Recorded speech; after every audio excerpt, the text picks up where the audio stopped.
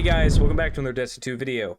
Today's video, we were actually back on Titan as I'm buffing a few things out for another Warlock build, and I just wanted to share something that I've been testing lately and I've had a lot of fun with, and I think it's something you guys will definitely enjoy too. You've probably been seeing a lot of Void Titan builds all over the place, and I figured why not branch out. So this is using the new exotic chest piece for Titan, as well as Agar Scepter, and the new legendary LMG, which I am a huge fan of. So without further ado, let's jump right into this build. Starting off, we are on Behemoth Titan, and I'm personally using the aspects Diamond Lance and Tectonic Harvest. Diamond Lance is going to give us the ability that whenever we defeat a target with shatter damage or with a stasis ability, it creates a stasis lance, which we can then throw to freeze on impact and damage enemies. And I'm also using Tectonic Harvest, which is whenever we shatter a stasis crystal, it creates a stasis shard, and picking that up grants us melee energy for us and our allies. By the way, I'm also using a glacier grenade just for increased utility overall. Our first fragment for today is Whisper of Chains, which is when we're near a frozen target or a friendly stasis crystal, we take reduced damage. Whisper of Shards, which whenever we shatter a stasis crystal, it temporarily boosts our grenade recharge rate. Whisper of Fissures, which increases the size and damage of a stasis burst on frozen targets or whenever we destroy a stasis crystal. Whisper of Rime, which whenever we collect those stasis shards we can generate, it grants us a small amount of overshield, which falls off after 10 seconds, but we're going to be creating so many of them, it's not really going to be a problem. And then Whisper of Conduction, which enables nearby stasis shards to track onto our position. This also bumps our resilience and intellect, which is always appreciated.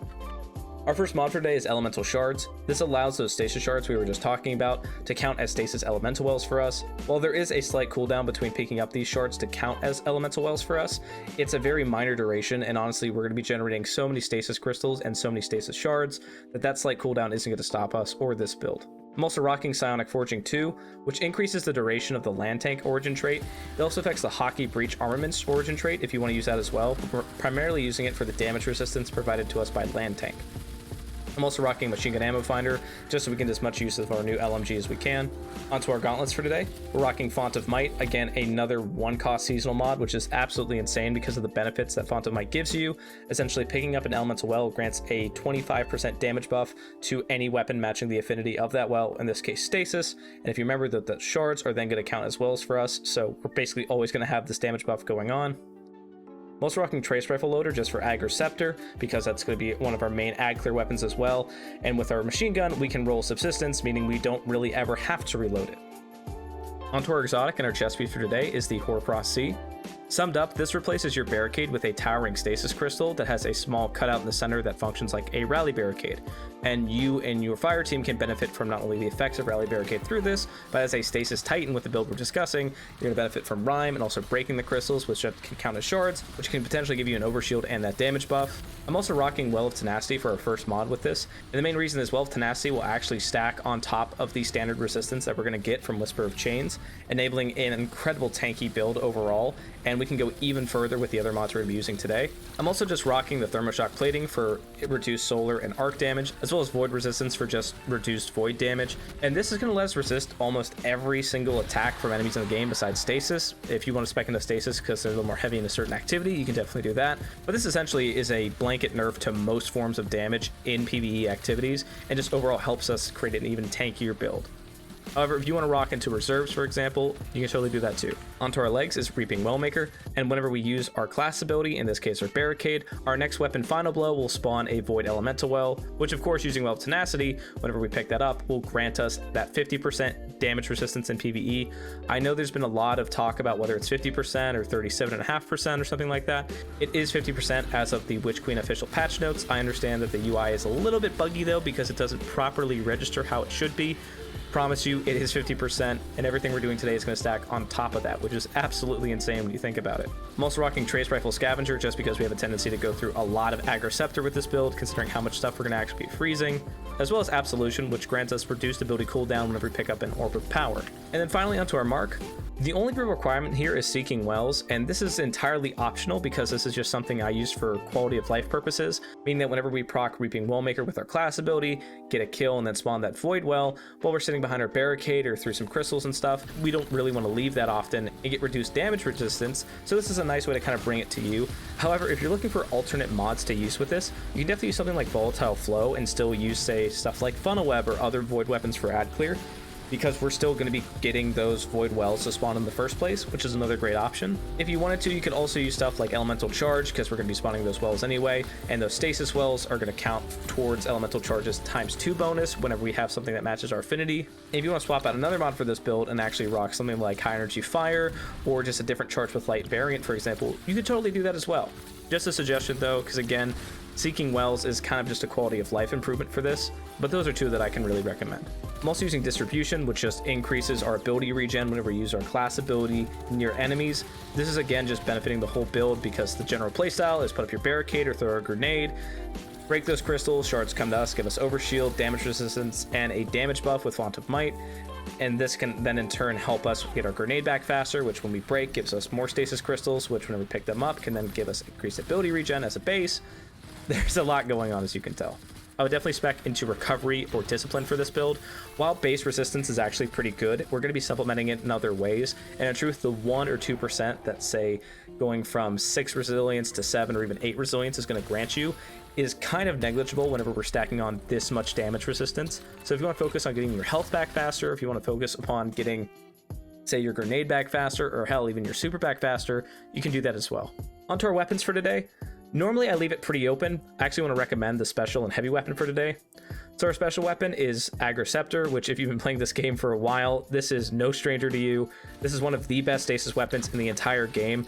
It's an exotic trace rifle that allows final blows with the weapon to create a slowing burst of stasis energy around it, similar to a slowing grenade, and it can even freeze targets.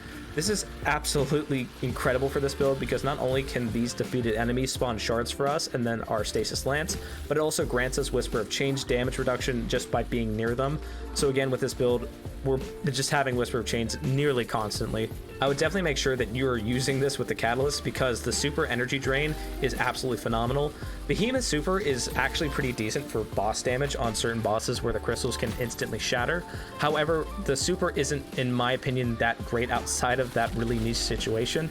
So using the super drain ability, we can actually just benefit outside of using our super in general. By proccing it, it consumes our super energy and turns this into a DPS machine, especially with something like Font of Might going on. Onto our heavy for today, I'm recommending the Recurrent Impact, which is the new seasonal LMG. I have fallen in love with this LMG 110%, and it's one of my favorite ad clear weapons in the entire game, well up there with the new funnel web combined with volatile flow.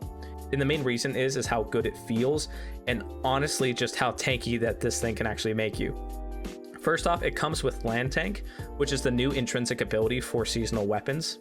Final blows with this weapon grant increased resilience and additional damage resistance from combatants.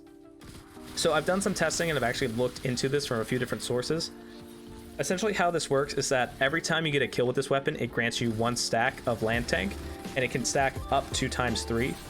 For every stack that you gain, you essentially go up 1 tier of resilience and get 5% damage resistance for each stack. Now this normally lasts for 4 seconds, which a 15% damage resistance and +3 resilience tiers is definitely really good, especially when you consider how often you're getting kills with this weapon, but it only lasts for 4 seconds outside of that. However, with Psionic Forging 2, it goes all the way up to 10 seconds, which is incredibly potent because we're more than doubling that time. And believe me, you're not going to struggle to get kills with this weapon. This is a 900 RPM LMG, which, just so you know, shoots as fast as Funnel Web, so it's a bullet hose, making this thing an absolute ad clearing monster. I'm also combining it with Enhanced Headstone. It's the same as regular Headstone, which is when precision final blows will generate a stasis crystal. Again, we can benefit from that in a multitude of ways. It also just generally improves our stability, which with a 900 RPM LMG, we're definitely going to want to invest in. And then also Subsistence, which is our enhanced version today. This is just basically a better version of Subsistence, granting us even more ammo besides what base Subsistence can give us. I'm also rocking Extended Mag because we're not going to be reloading with this thing at all, essentially. And with a backup mag combined, it can grant us 115 rounds in the magazine. I'm also using Small Bore just to increase range and stability. But yeah, this thing is one of my most favorite weapons in the entire game. It's a monster for ad clear, and when this thing has Font of Might going, it's ridiculous. Please give this a try if you haven't already. And lastly, any good kinetic weapon for ad clear is highly recommended. Of course, I have to recommend Funnel Web just because the thing is absolutely insane. And for our last armor mod, you can totally rock something like Volatile Flow and get volatile rounds on Funnel Web, which cannot be overlooked in this season. However, you can always rock something like an Ikelos SMG, for example. You would make this a partial Warmind cell build. Essentially, any good primary weapon that you would want to have in your energy slot is more than compatible for this build. But that's pretty much it for the build today, guys.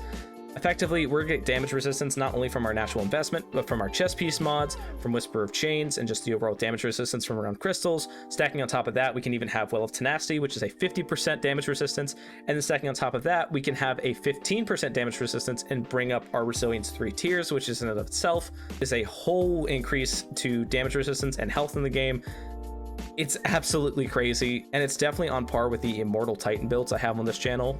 Go watch that if you're interested in a similar kind of playstyle, but with Void. This is something that if you've been using Void builds for the past month or so, like I have, it's a breath of fresh air, and it's an extremely fun playstyle. Again, we're taking everything that was so good about the Immortal Titan and essentially making it even more offensive based. Now, something like this can't compete with, say, a Bulwark Titan in a bubble, for example, as that's just tanky beyond tanky, but this is more or less that mobilized at the cost of some damage resistance. And again, the chest piece, while it isn't exactly a top tier in my choice, in terms of just spawning crystals, this is on par with something like Heart of MS Light, and realistically, we're not using them for damage, more or less just spawning them. And so I would rather have an additional source rather than have to chain all my other two abilities just to get my grenade back, but I can combine it with my chest piece and my grenade now. It's absolutely incredible, and this exotic really does have a nice place in PvE.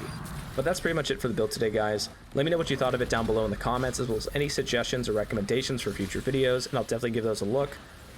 Like I said, this is one of my favorite builds for Titan this season, just because of how potent stasis crystals have been with this, and with the addition of the new exotic chest piece, we can get them up even faster than before, as if we already needed to.